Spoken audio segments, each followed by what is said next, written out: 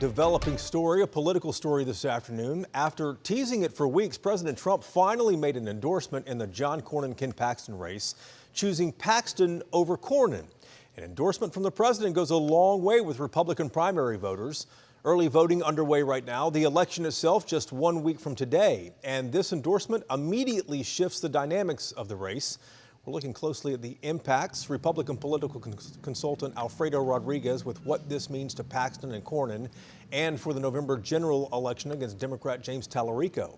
But first, WFAA's Teresa Woodard with what they are all saying about it this afternoon. Jason, Teresa? Paxton called this the most significant endorsement of his lifetime. But tonight, Cornyn is calling it a family fight. Let's start with Paxton in North Texas moments after the president endorsed him. I have so much respect for the president and so appreciate his endorsement, and I think it creates a slight bit of momentum, don't you?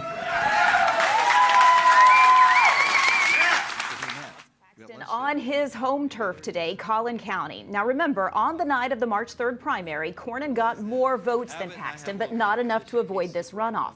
The next day, the president said whoever he did not endorse should drop out. Here we are more than 2 months later, Cornyn still campaigning, and here's what he said in Lubbock just a few minutes ago. I believe that in terms of our success in November, that Ken Paxton would be an albatross around the neck of our candidates and would likely lose to James Tallarico. I think we've come too far and worked too hard to risk that. That is the kind of message Cornyn has been repeating this entire campaign. But he did just say the Republican Party will come together in November. You heard Cornyn mention Democratic candidate James Tallarico, now a state representative. Tallarico said of this endorsement, quote, "It doesn't matter who wins this runoff.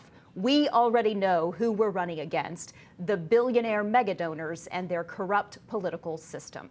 Jason, this is setting up to be one of the most intriguing runoff nights in Texas history. Either Cornyn, who's held elected office in Texas since 1984, sees his long political career come to an end, or a Trump endorsement fails.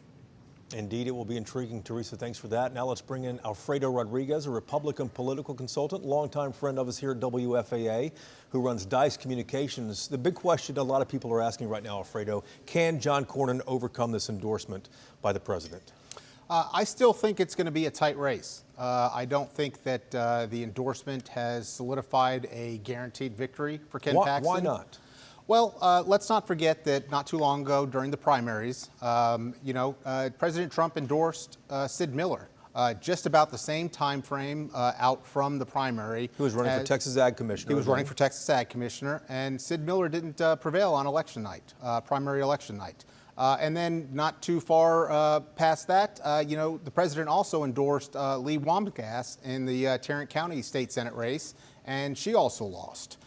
So while the president's endorsement is certainly a huge boost to Paxton, and it's certainly coveted by any Republican running in a Republican primary, it does not always seal the deal. And I do think that this race is going to come down to the wire. People expected that on primary night that Cornyn would not finish first, and he led from the moment polls open until the moment's polls closed, wire to wire. But Cornyn has tried very hard to get this same endorsement from the president. It didn't happen. If you're on Cornyn's team, what's your next move right now? Well, I think if you're Cornyn, you continue to run the race that you've been running. You continue to expose the baggage that Ken Paxton has, which is a lot. The voters of Texas are well aware of it.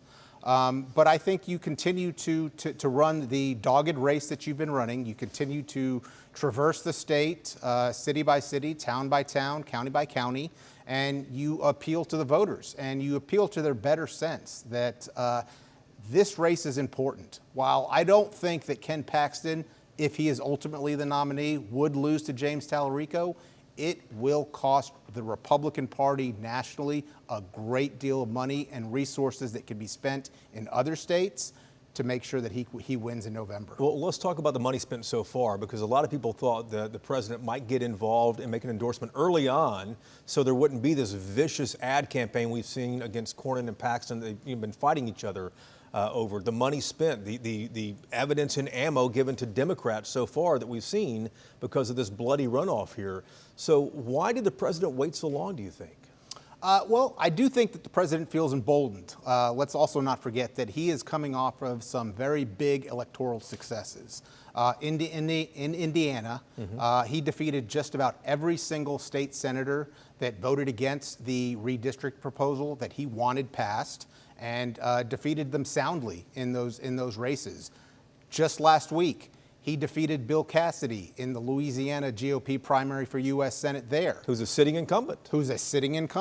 Yeah. So he feels emboldened, and I think that, he thought, well, why not go ahead and try one more endorsement and see if I can prevail here.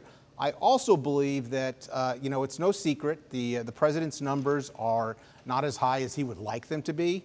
According to some polls, they're the lowest they've been in either term that he's been in office. Yeah. And, part of that is obviously, Democrats have solidified against him. Independents are peeling away from what they did in 2024.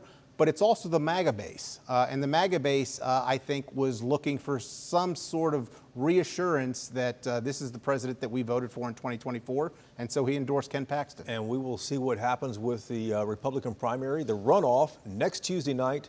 We'll have live coverage here on WFAA, but we'll wait and see whether these Republicans follow the president or whether they stick with John Cornyn, the incumbent senator, in this wild race. Intriguing to say the least. Alfredo, always appreciate it. Thank you. Thank you.